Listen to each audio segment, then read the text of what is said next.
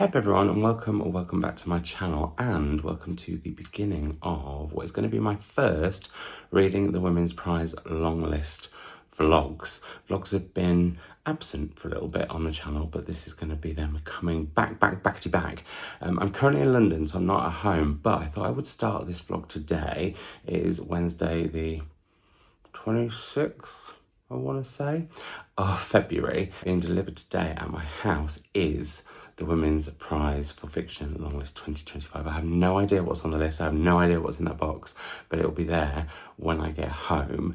And so, yeah, I just thought as it's arriving now, or in transit now, it would be a good place to start. I have zero expectations really, and part of me is like, oh, it'd be lovely if I'd read a few because there's not so long to read them. But also part of me is like, oh, it'd be great if I'd not read any, and then I've got all of those new books to head to. I'm starting the vlog here. Like I said, I'm in London. I'm back in my old stomping ground, or my old haunt of tooting, off to work today and seeing my best friend since I was 4, Polly, for dinner later. We'll take you along. There'll be B-roll B-roll galore is what I think I wanted to say. When I get home, hopefully the box will be there. I think I'm going to save opening it until tomorrow because I want good lighting to film that live, well, as live unboxing. And then we will get cracking with however many I might have to read. I'm very excited, but also quite nervous, but mainly excited. Anyway, I'm going to stop waffling now, but just want to say, start of a new vlog, start of a new series of vlogs, start of vlogs coming back. Yeah, right, need to get showered, dressed, ready for work.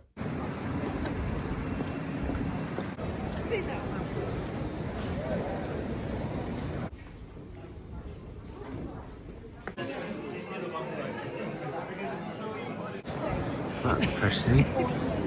That's pretty. It does, Polly. Polly said it didn't look as pretty as it does in real life, but it does look pretty actually. Oh, now she's trying to get me run over by a pram. So this has been fun. The Women's Prize Longlist is here. I don't know why I'm whispering, but I am. I'm gonna open it and film the unboxing tomorrow. But it's here. It's in the house. It's in the house. On my knee, I have my latest pile of Women's Prize non-fiction long list reading.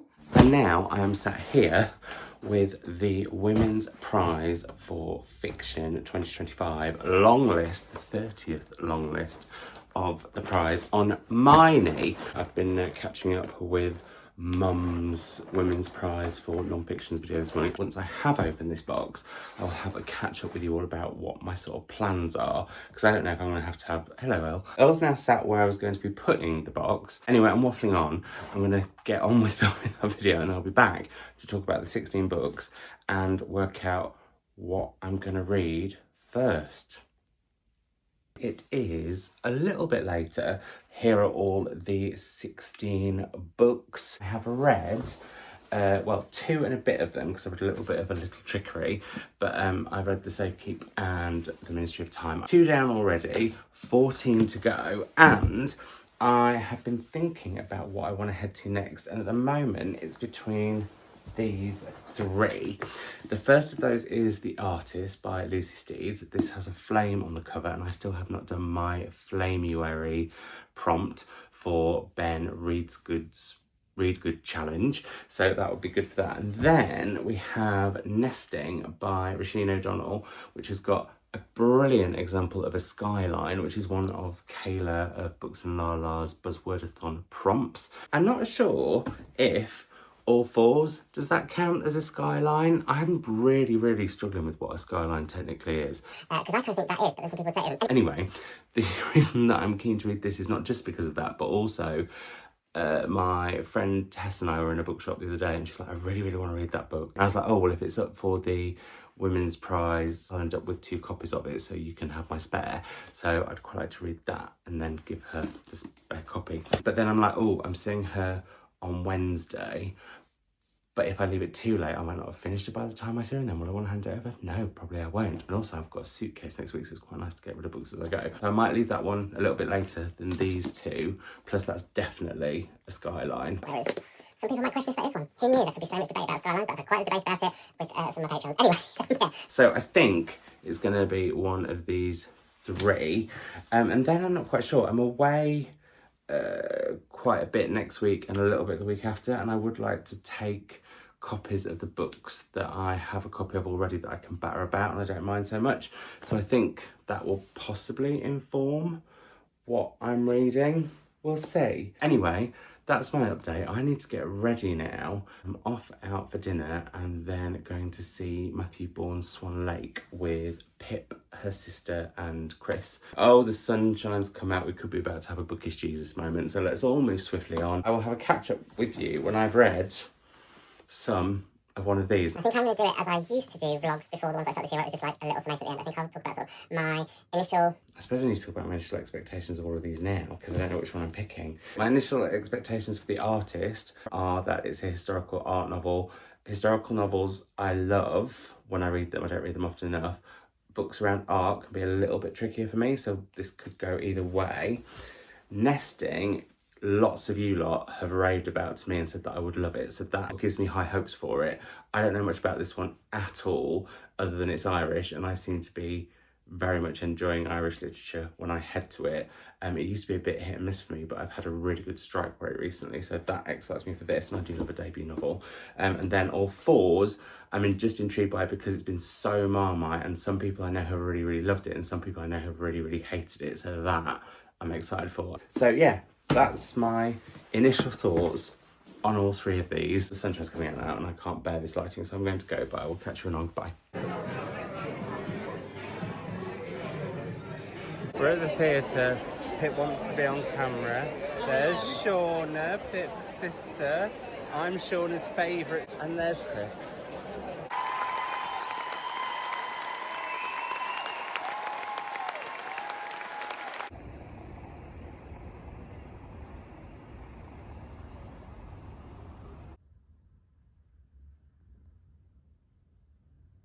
Morning everyone, I had a lovely time at the ballet last night. Found it really, really moving. Also, very randomly, while I was having dinner, booked to go out again tonight, even though tonight was meant to be my night in, to have a whole day just chilling. Not going to happen, although I am on a 5-day weekend, so I can't moan about it. And we're off to a new to us theatre that I had never, any awareness that it existed.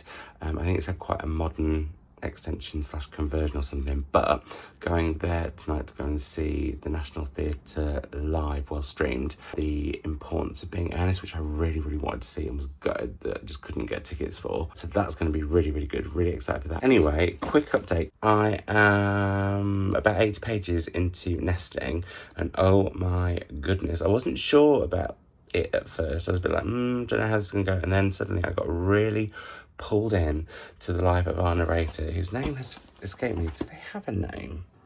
Yes, of course I do. It's Chiara or Sierra, I never know how you say that. Anyway. They're at the beach, the family, her husband and her kids, in the first chapter, and as you go on, it seems like something's a little bit off between her and her husband, and then as we get to see more, we realise that it's a case of coercive control and really, really flips personality. So we're following that and the decision that she makes to leave and how that goes. And I have been so tense multiple times in the first 80 pages. It's incredibly moving, quite hard to read in some ways. But what I will say that Roisin O'Donnell does that I think is phenomenal is, one, really makes you care, but also looks at the every day within that situation and how, life goes on and how you become accustomed to that scenario. And I think there's these small, minute moments that add to the horror of it all that I think is done so brilliantly. And also this sort of sense of helplessness, which is making me really, really angry, not at the book, but at the husband and the situation and the system. I don't want to spoil anything about why I've got particularly angry at certain points with the system too, but I have. At the same time, she does this incredible thing of just a few little moments of humour when things are getting pretty bleak. It doesn't feel forced or contrived or purposefully like trying to lighten the mood, but there'll just be certain things. So for example, they're trying to find a hotel to escape to. Beyonce's on, so everywhere's sold out. Or one of the kids wants to be told facts about animals before she can fall asleep in a strange place. And so Sierra's telling her about random different animal facts, including that blue whales can fart, and the fart is so big a horse could fit in it. So things like that. It's a really deft way of dealing with the subject matter and keeping the reader both engaged, horrified, reminded that this is happening every day somewhere, sadly, for someone, but also the fact that there is humour at points throughout, which, well, without, things could go awfully. So yeah, I'm finding this incredible. My arm's going dead. Full English, breakfast on knees. Ready to watch episode 2 of White Lotus, which I don't know if I like or not yet. Morning everyone, it is Saturday and I thought I would have a catch up with you as I have finished a book and I've picked what I'm going to be reading next. First, slight apology, a bit nipply today, practically picking up BBC Radio 4 on these. Just try to avert your eyes, or maybe I'll just have to sit down like that a little bit, or maybe just do a bit of that for my modesty. Apologies, the postman rang the doorbell, but that got us out of talking about my nipples for any longer. I have finished Nesting by Roisin O'Donnell, and overall I thought this book was brilliant. I particularly enjoyed the first 2/3, 3/4 of the book. Enjoyed feels like the wrong word though, with the subject matter and this book being so much about coercive control and domestic abuse. But I was very much with Kiara and her family. I really cared about them and I got really angry both at her husband and the cyclical way that relationship would sometimes go, and also with the system and how cyclical that would be. I was slightly worried that with the cyclical nature that can come from coercive control, and indeed we know that with a lot of systems that are there to, well, supposedly there for you, but actually often make the victim of situations feel all the worse and all the more sort of ostracised. I was worried that that might become a little bit, not boring exactly, but repetitive maybe, and in some points it does, but at no point was I bored with this. And I think for me, the only thing that slightly let the book down was that the storyline sort of builds from about maybe a quarter of the way in. And I was thinking, oh, this is possibly going to be, or this might go a certain way. I'm going to be purposefully vague because I don't want to spoil it for anyone, because I do think you should all read this book. But there is a storyline that I feared would become a little bit saccharine and cliche, however which way it went. And it sort of did for me. And I felt a bit like maybe Roisin was looking to have some sort of redemptive moment or some kind of awakening, or this sort of, you want a story to have hope, but I felt like this hinged hope on something that maybe it didn't need to. And yes, sadly did get a little bit saccharine and a little bit cliche for me, but it's a very minor quibble because, as I've said, I think Roisin's writing is incredible. I think the way that she highlights what women in these situations have been through, what they go through, the way that it becomes something that is so everyday and ingrained in their lives, and the cyclical nature of it, as I said. Yeah, I think that is phenomenally done. Also, the way we get to know other people who end up in the temporary accommodation that Sierra finds herself, which I did not know about hotels and them having these secret floors and not letting people staying in them use the main elevators. That just, wow. But the way we get to meet these other people and see all different walks of life in those situations, and the fact that this is happening right now as I'm talking to you about this book, just... So yeah, I thought this was very powerful. Like I said, I think it had a lot of hope. It didn't need the extra sort of sprinkle of hope, maybe sparkle of hope. I don't know how to quite describe it without spoiling anything. But yeah, I was like, oh, we didn't need that. It was so good without it. But then other people might really, really, really love it because of that. And that is what is kind of one of the most delightful things about books and how subjective they can be to each of us. But yeah, highly recommend. really thought it was a brilliant debut and will definitely read whatever Roisin O'Donnell writes next. What I'm going to read next is going to be, well, I've decided to go for one of the shorter books on the long list because I've got quite a busy weekend. After I film this, I need to go and get changed and ready because I'm off to meet Pip and one of her other best mates, Rose, who I adore, in Liverpool, and we're going to be seeing the new Bridget Jones, then we're going to go and do some bowling, and then we're going to go have dinner. It's just going to be a lovely day. And I should just do a quick shout out to Rose's mum, who I know watches this channel. Anyway, the book that I'm going to read, because like I said, I've got quite a few things on this weekend, but I still want to feel like I'm getting through the long list, is one of the shorter ones. It is Karen Jennings' Crooked Seed. Now, I knew nothing of this book until I pulled it out of the box and read the blurb, and then was instantly intrigued. Wow, that felt like a right tongue twister. I was instantly intrigued. There we are. It's set in South Africa, and we meet a woman I think is in her 50s, and she gets a call from the police, and the house that she used to live in, the land around it has been excavated for some reason, and they have found bodies, and they believe that these bodies have something to do with her brother. That intrigues me so much, plus throw in the fact that I believe this is about South African history and the apartheid. I think it's going to be a very uncomfortable read, but one that I think is quite important to read. And I don't know enough about that period of history. I've read a few books around it, but yeah, so I shall find out more, I'm guessing, with this. So it feels a bit crimey, but probably sort of more literary with a sprinkle of crime rather than a literary thriller, if that makes sense. I think it's going to be more about the ripples of history coming to the fore and the terrible things that happened in South Africa. So I'm preparing myself a little bit, let's put it like that. But that's what I'm going to head to next. As said, off out though with Pip and Rose. We'll take you along and get some B-roll, bowling B-roll. Need to stop waffling on, need to get ready. I will speak to you all when I have more to say about this after I beat Pip and Rose at bowling. I'm at the cinema with Pip and Rose, and look what Pip's done. She's put a column between us. It wasn't intentional. Yeah, we need to sit down there actually. On our own. All right, Mrs. Darcy. Oh my God. Hiya. I've climbed a magical man tree. Hello. Very cool, very cool, very cool. Oh, she's good. Oh, she's good.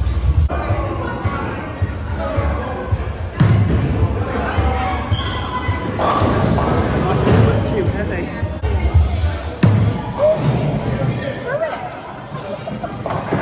Oh my God.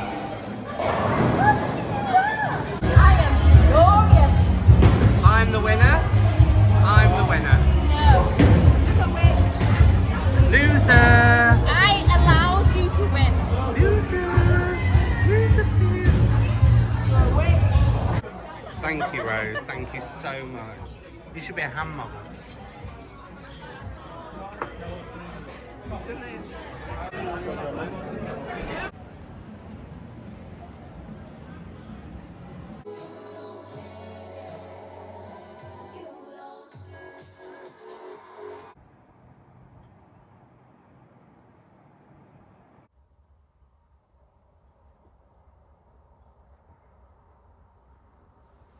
Oh, she's going to get me. Oh, she's going to get me. Hello.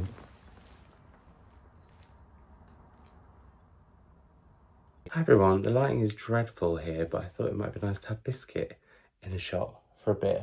How are you feeling about the Biscuit? Nonchalant. Lighting's dreadful, but I also am aware that I've been sat on the sofa in the other part of the library for literally almost every catch-up, although we have got a little bit of bookish Jesus going on here, so apologies. I am, well, over halfway. I'm on part 3 of Crooked Seeds, and this, well, in terms of what's happened, not much more than the blurb had stated, because we've met Deirdre and we find her living in a building that's been, I think it was an old people's home, but it's been turned into just a residential complex for anyone whose land or house has been bought by the government. And that is what happened to Deirdre's family home. And since it's been bought, they've received no money or anything. There's some complications around that I can't quite or haven't quite got a grip on, but I'm wondering if that's going to come to the fore a little bit more. She has been called by the police as she's going about her day. They take her to her old house where the land is being dug up, and there are bodies of what seems to be young people. It does seem to have something to do with her brother. We also switch at the end of each part to her mum's narrative, and she's being visited. It might be by her son, but it also might be the spirit of her son. I haven't quite worked that out either. But yeah, it's quite gritty. It's one of those books where like you can feel the soil is under your nails and the sand's getting right in between your toes and all that's going on. Yeah, it's a very dark, earthy, gritty, dirty book. Deirdre's cleaning habits are not great, but then there's hardly any water. She's living in almost poverty basically, and so yeah, it's looking at this property situation which I didn't know anything about. Anyway, that's my thoughts on this so far. I am going to get ready. Oh, Biscuit's just seen Oscar, because that's also where Oscar really likes to sit. You're a bit annoyed, Oscar? A little bit. I'm going to cover up that sunshine just to say that I'm going to now go to Port Sunlight and go and see Chris doing one of his markets where he's got his chutneys and his jams. And then I'm going to go to I'm not going to go to Port Sunlight Museum. I'm going to go to the Lady Lever Arch Gallery and go and see some art and just have a mooch about, and then maybe have a prawn cocktail sandwich with some chips and my lunch. That is the plan. I will catch up with you later, if not later today, then maybe tomorrow when I finish this. I've only got about 100 pages to go, so it could be either or, but we'll catch up then. You don't look very impressed. Come on, Biscuit.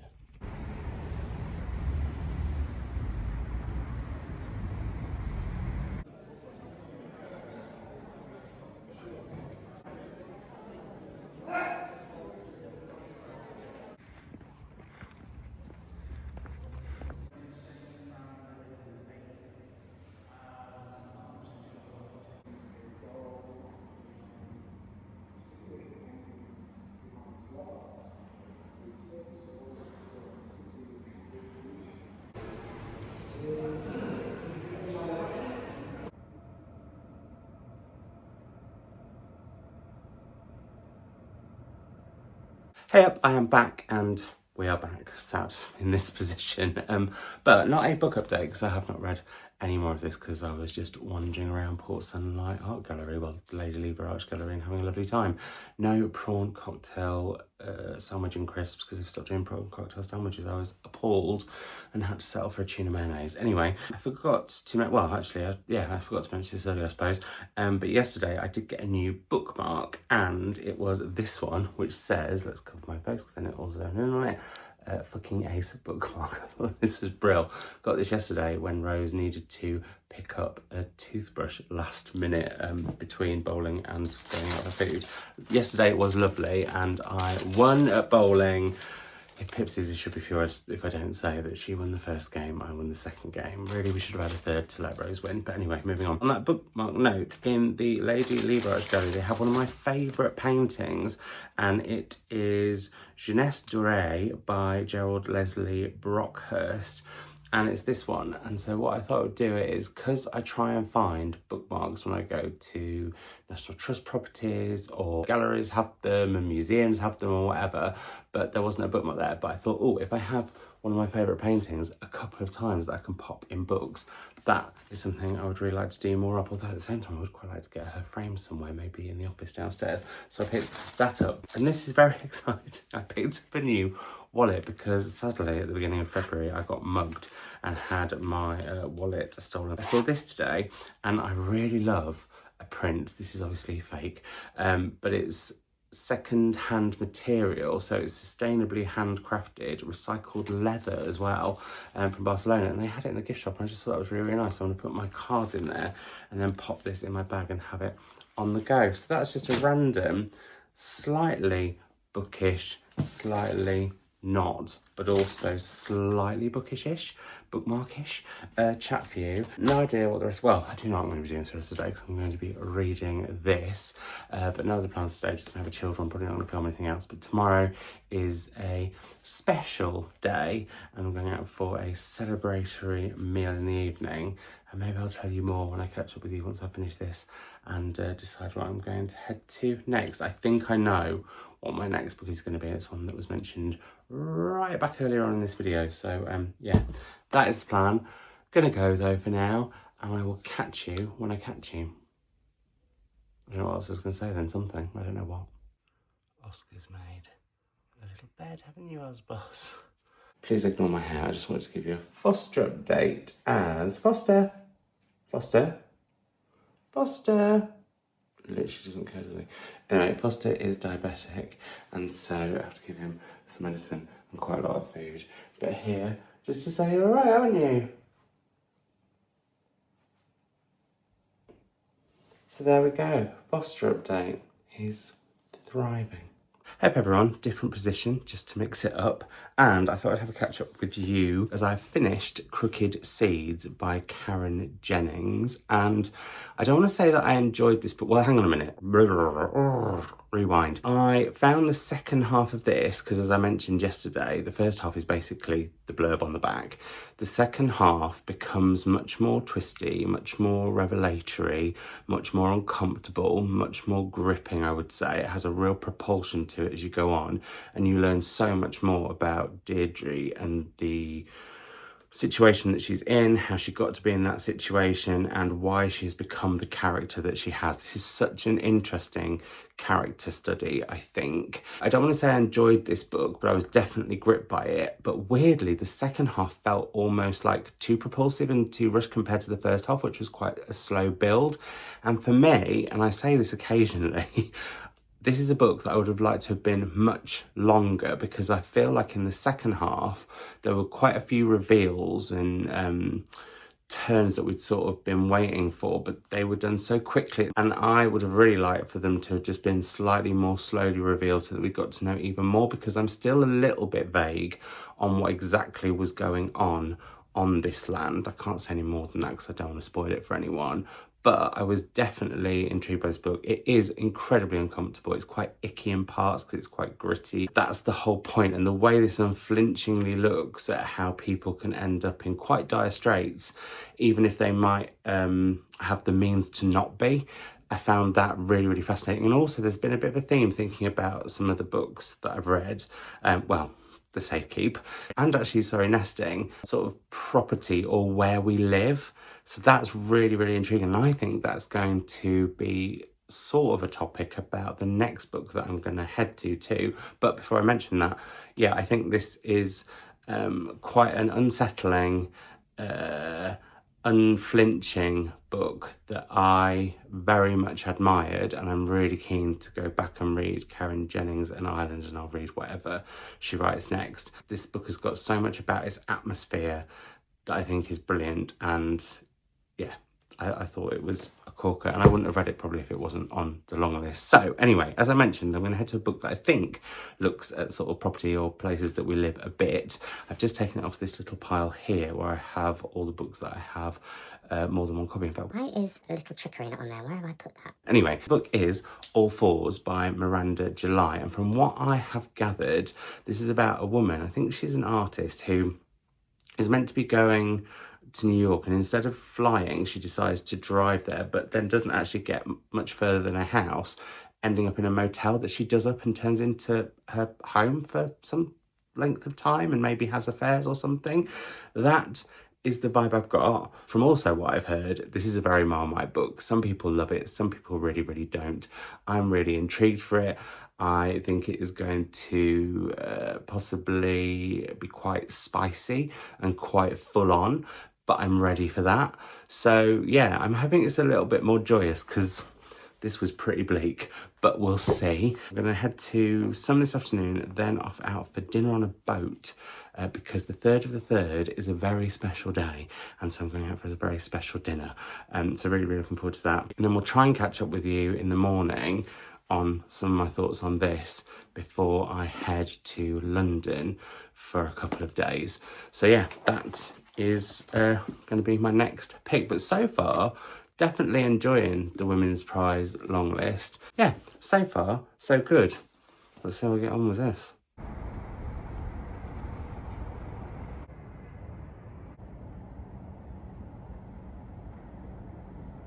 I've heard about this boat.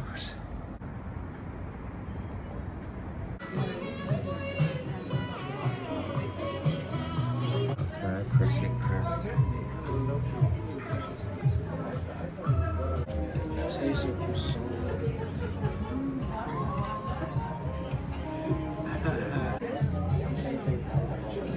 See that sun coming up over the river, and I was like, this is.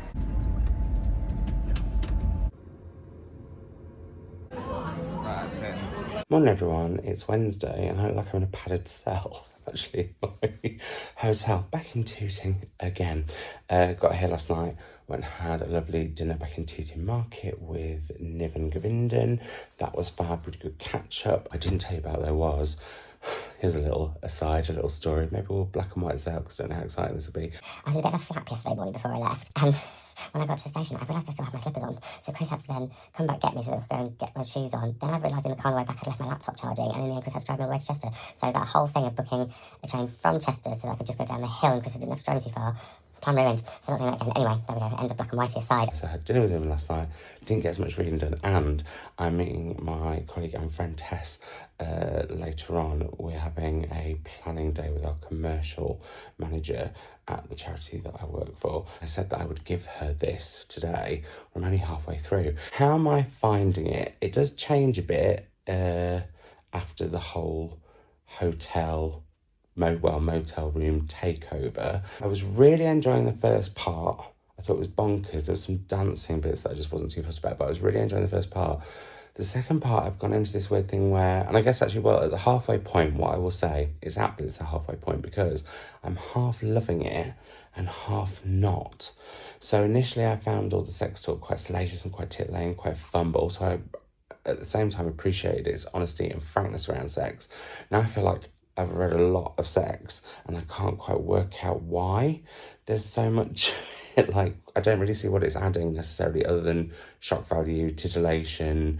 There's a scene that if you know the scandal of the tapes, which the now King Charles had with Camilla about wanting to be an intimate item that she used, I think some of that inspiration has gone into this book, frankly, and if you know, you know. It's giving me Melissa Broder vibes from, what was that one? The Pisces, about the mermaid who had, wasn't it that he had a penis the size of a Coke cannon, balls like peaches or something? That stayed with me forever, as you can tell. A bit like, actually, the professor who was hung like a chandelier in the Rachel incident. Anyway, moving on, I've got to know the anatomy of our protagonist's desires quite well as theirs. There's some of it that I think is brilliant, some of it that I think is icky, and some of it I just think is a bit daft or a bit silly or a bit boring.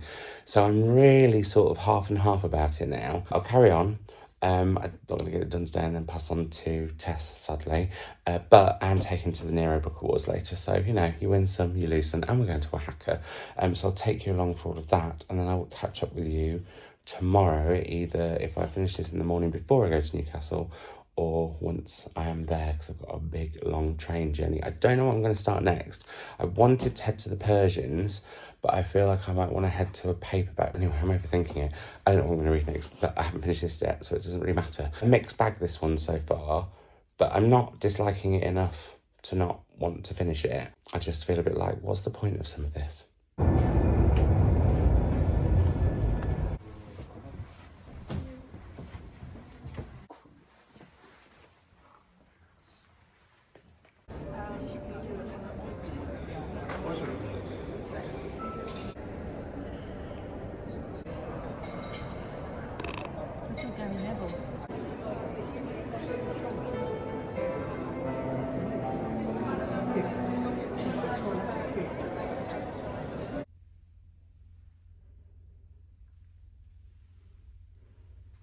No food for Tessie?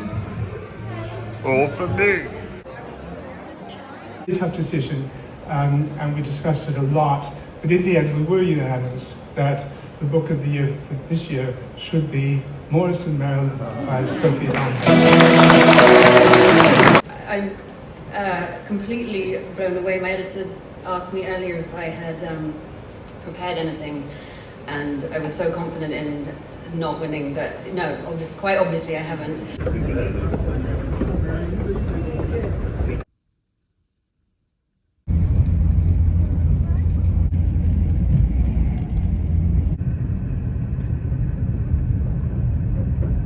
I am in my former hometown of Newcastle, and you can see the river there, the Tyne, which is exciting. And this room is cool.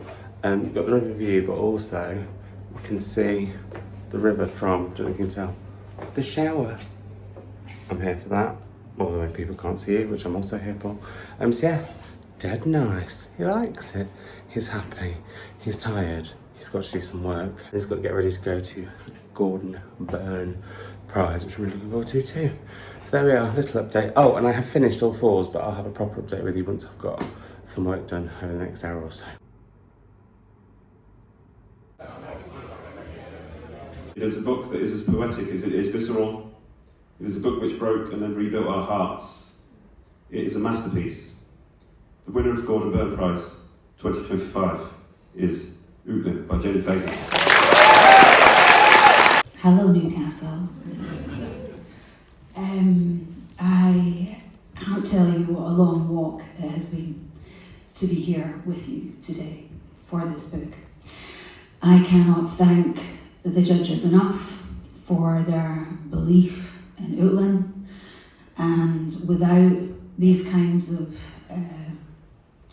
support, it is very hard for a book like this to travel.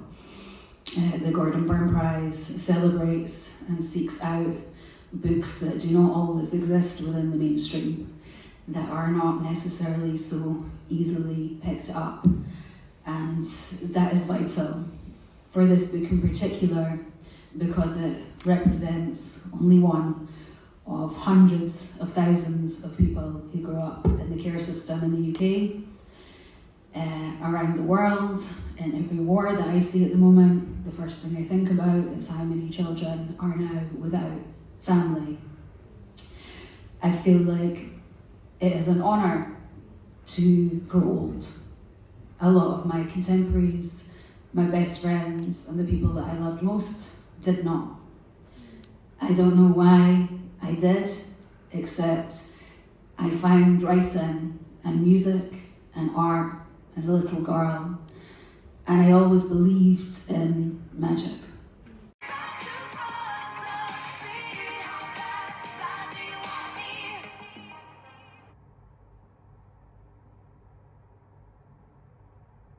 Morning everyone, it is Friday and I did not, very naughtily, get back to you last night, but I had a very long meeting, and then thought I was going to be late for, well, firstly my pizza and then the Gordon Byrne Prize, which the wonderful Jenny Fagan won, as you'll have seen. But I thought before I head off today, and I'm shortly going to head to Whitley Bay to go and get breakfast in a Bowerburn, which I think sounds amazing, but even more exciting to go to the Bound and have a right old mooch. Before I do, I thought I'd have to catch up with you about books. I finished all 4s yesterday, and I'm still quite divided on it for now. In a lot of ways, I really, really, really love it. In a lot of ways, I thought some of it was a bit silly, a bit churlish, dare I say. Sometimes salacious for the sake of it rather than to make a point, but when it was salacious to make a point, I thought it was brilliant. And I think I felt a tiny bit by the end of it that I didn't really know this character. I knew a lot about her sex life, and I learned so much about menopause and perimenopause, yet I still didn't feel like I knew her, and I wanted to. And also just sometimes I got very confused because there's quite a lot of role play going on, which sometimes puzzled me. Overall, I think it's great. I don't think it's the best book I've ever read, But then I also kind of feel like maybe in a few weeks' time I will be saying it's one of the best books I've ever read. It's a really, really interesting experience reading this. Would love to hear all of your thoughts about it down below, because I know it's quite a Marmite book. And next up, I'm going to head to The Artist by Lucy Steeds. I've gone for a paperback that I can pop in my pocket so that I don't need to take anything other than my coat with me and my headphones, because as you may have spotted from the last clip, I stayed up past midnight and listened to Mayhem, Lady Gaga's new album, literally the minute it dropped. And we're going to do that more today as I potter about, obviously taking you along with me. So yeah, there's the catch up. I should say what my expectations are from this. I don't know, you know. Well, I do know.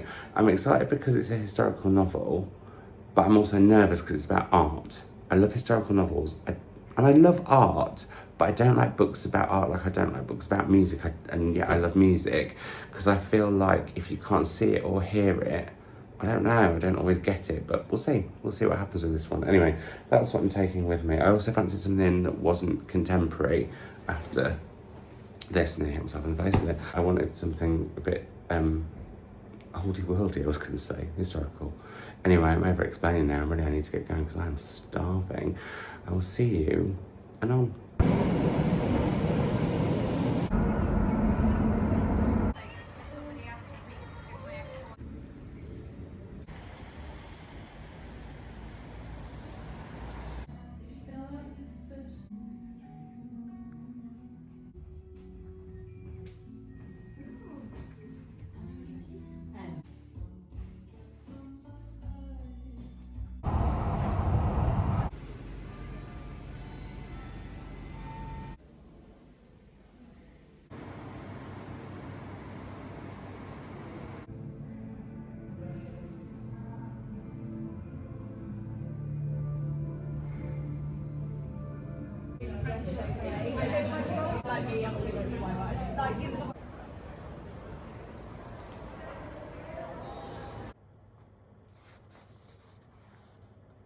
Morning everyone, it is a very sunny Saturday and I didn't have a catch up with you again last night when I got in like I intended. I had the loveliest day yesterday.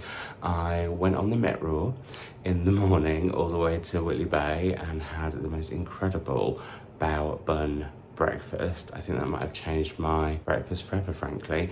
And then went to The Bound, which is a brilliant indie bookshop in Whitley Bay. I picked up not one, not two, but 3 books. I was going to do a come shopping with me video, but I thought actually no, I feel like I need to go to a few bookshops to do that. Let me know in the comments down below if you'd like me to just do one of those every time I go book shopping. I actually will definitely do them on Instagram and talk about what I bought. Speaking of which, what have I bought? So I ended up buying 3 non-fiction books. Non-fiction just seems to be where my brain's at. Sorry, the shower is oddly distracting me. There's no one in it. I'm on my own. But anyway, the first one that I got was Cloistered, My Years as a Nun by Catherine Coldstream. And I really have a thing about the lives of nuns, without that sounding really weird. Until recently, I had retired nuns living opposite me. Sadly, they have either passed away or gone into homes. They're all retired nuns, and there's something about that life that I just find really fascinating. And I loved Charlotte Wood's Stonyard Devotional, looking at that. And I've got a few other nunnish books on the shelves that I've meant to. Is that a genre? I don't know, maybe. I've got a few other nunnish books on the shelves that I'd like to get to, but this just sounds really, really beautiful and was on one of the tables, and I was like, right, I need to have that. Oh. Sorry, I'm still putting with the sleep. My arm's gonna go dead. Should have brought my tripod. Why do I never bring my tripod? Anyway. Then I bought a book that is sort of for me and for Chris. It's The Garden Against Time by Olivia Laing, who I have read a few books of and absolutely loved. Crudo, her novel, I thought was incredible. I really hope she writes another novel. This is non-fiction about a garden that Olivia Laing bought that had quite an incredible history, and how she went about doing it up and learning the history of it, and I think some of the history of gardening. And I thought, with an allotment now, as an allotment renter, I was going to say owner, but really I'm a mere lodger, that's something that I'd like to sort of look at more in my reading. And get ready for the spreadsheets. I mean, they are stunning, right? How beautiful are they? So stunning, I feel like actually I might need to buy a different copy that can get battered about a bit, because I don't want those to be ruined. But books are for battering about-ish, are they not? Are they? I don't know. It's a difficult thing. Anyway, I picked that one up. And then last but not least, odd that I picked this one up, but I did see it in Daunt's on Wednesday. This week has been a bit of a whirlwind. I don't know if you've noticed. I'm also a little bit worried because I haven't edited as I've gone, so I don't know how long this blinking video is going to be. But when I was in Daunt's, I did spot The Art Thief by Michael Finkel, and this is a true story of love, crime, and a dangerous obsession. On the back, Maggie O'Farrell describes it as a breathtaking read, as compelling as a Highsmith novel, and I love Highsmith. I don't tend to love books about art that much, but this feels different. It's heisty, and in my head it was like, oh, this is going to be, you know, people stealing them back in the 1800s. This is about a couple who were stealing like £1 billion worth of art in the 1990s, and that intrigues me all the more. I don't know why. I feel like, oh, you couldn't do that in the more modern era, although 1990s is technically history now. Let's all move swiftly on from that. So I picked that up, and on the subject of art, I then went back into town, went to the Land Gallery, and picked up not one, not two, not three, but 4 coasters with the most incredible painting of a cat on, which was one of my favourite paintings from the collection. I now can't remember what it's called. Something for home, for the lounge. They're kind of chintzy, and the cat is giving, I think that's the most cat energy cat I've ever seen in a painting. And also on art, before I then went to the cinema to go and see I'm Still Here, which is utterly... I've got a mob in saying over. My arm's gone dead. Don't like that angle. Hang on. There we go. Before I went to the cinema to go and see I'm Still Here, which I thought was absolutely phenomenal. I cried very loudly, which is quite embarrassing, and really want to see it again. Really recommend. It's about the dictatorship and takeover of the army in Brazil back in the 70s, I want to say, and based on true story art. It's just wow. I also felt slightly smug because I didn't really need to pay attention to the subtitles because my ex-husband was Brazilian, and so I know quite a bit of Brazilian Portuguese. Only if I hear it, like when I went to Porto, and I know it's not the same Portuguese, but when I went to Porto a couple of years ago, suddenly it came back. It's really random. Maybe it'll come back in Lisbon. Anyway, thought that film was absolutely incredible. Can't recommend enough. Go and see it. Also had the most incredible sushi. But before all of that, and then a little bit when I got back, I have been reading The Artist by Lucy Steeds. Again, I say I don't tend to like books about art. This one so far I'm very much enjoying. It's set in the, I'm gonna get this wrong, 1920s, and we're in Provence, and we meet a journalist who has gone to see this reclusive artist, and I said author because I always have books on the brain, called, now I want to say this right, Tartuffe. And I don't know if Tartuffe is real because Cézanne is mentioned and Van Gogh, and so I don't know if it's like a made up character to be in that. I need to look into that more, but he's very elusive. This guy's going to write a piece on him, but it turns out he doesn't want to have a piece written about him, but he does need a muse, and so he starts to be painted, but also he meets Etty. And sadly, I will say one thing, and it's not the book's fault or the author's fault, in the proof, there is a real potential plot spoil. So, I'll see if that comes to fruition. But so far, enjoying it. Not hooked, but definitely interested. Just need to get a bit more invested. But what I really need to do is get ready to go. And today... Oh, I'm going to do it again. I really should have packed my tripod. What's wrong with me? But today... I'm just going to have some brunch, then go to, I think it's now called the Great Northern Museum, but it used to be called the Hancock Museum when I was a kid. I used to go there like I did the Tyneside Cinema that I went to yesterday, a lot between the ages of 3 and 8. Newcastle is was a really formative time and city for me. And when I come back here, it does really feel like coming home. And I think maybe around the 40th anniversary of me and Mum moving here when we did, which would be 40 years in September, we should come back and have a lovely weekend here. But my arm's literally going to die now, so I'll take it on the day and I'll see you later. Bye.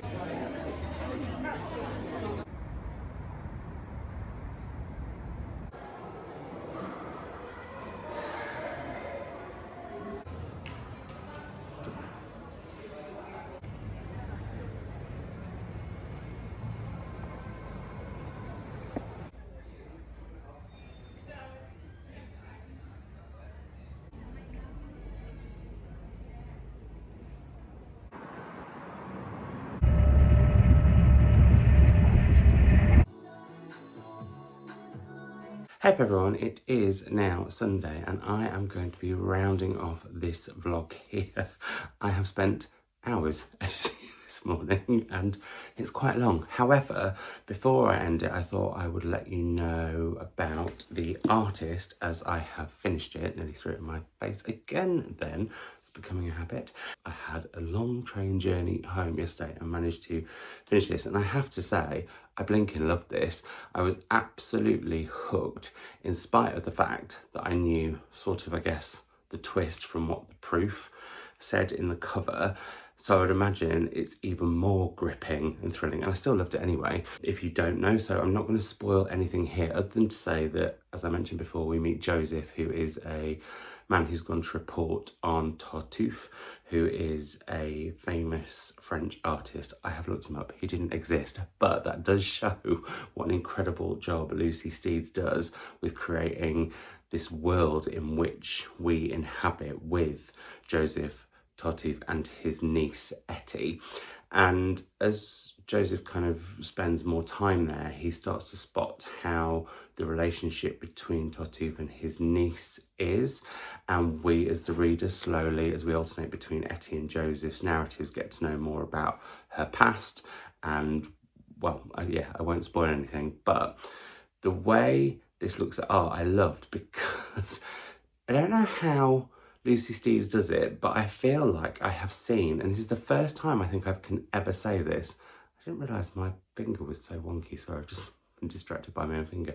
Anyway, back to the book. One of the things that I loved about this so much was how, because you're literally at the scene of the art that's being created. So Joseph comes as a journalist. Tartuffe doesn't want anyone to write about him. However, Etty was like, oh yeah, but you do need a model for Young Man with Orange.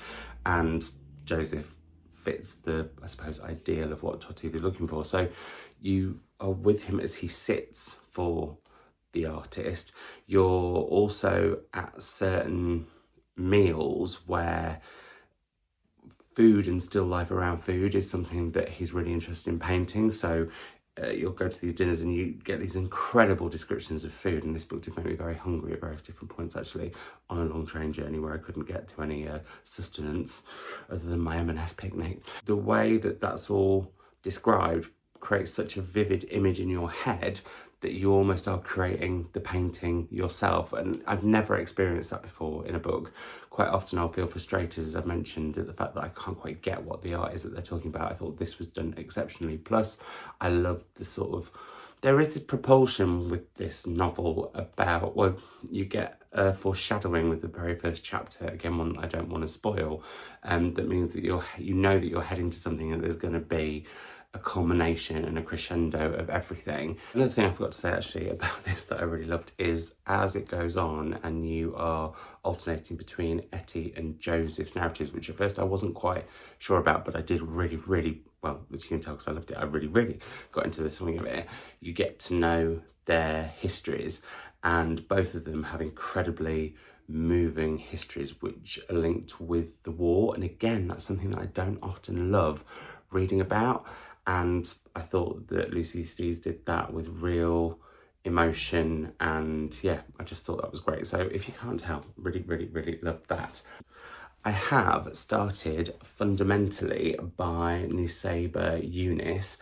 This, well, because I've been so naughty and just got on with reading it, and not given you my initial sort of expectations. For me, this was one that I was really keen to get to because I've heard quite a bit of buzz about it and its subject matter, which is the rehabilitation of ISIS wives. Throwing the fact that also people are saying this is a comedy, I was like, oh, that could be really interesting. I mean, it could go also completely and utterly wrong, but because it's on the list, I'm assuming that it was going to be the former, where you can get books that are comedies where the humour in juxtaposition with the bleaker, more unsettling, uncomfortable themes can be all the more powerful. And I can say, on the whole, so far, that is the case. I do have some caveats with it. However, as this vlog is very long, I'm going to be an absolute tease and make you wait for the next one for me to tell you my thoughts midway and then at the end, and then what else I'm going to be reading, because I feel like we have covered almost 5 books and well over 7 days in this vlog, so it's probably time to wrap it up. I'll just go back over what I have read in it. So we had Nesting, which I thought was really, really powerful, really, really hooked me. I found the final quarter, I would say, I don't know, there was something a bit saccharine there, so it lost a little bit of an edge for me. Polar opposite, we had Crooked Seas, which started off quite slowly for me and then really, really hooked me by how bleak it got, but also I was a little bit lost at some of the things that had happened in it.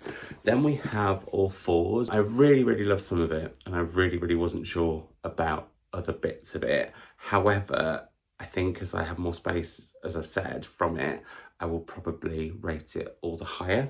Then we have The Artist, which at first I wasn't quite sure about, but I've absolutely loved. And then we have Fundamentally, which I am enjoying with caveats, as I'll talk about more in the next vlog.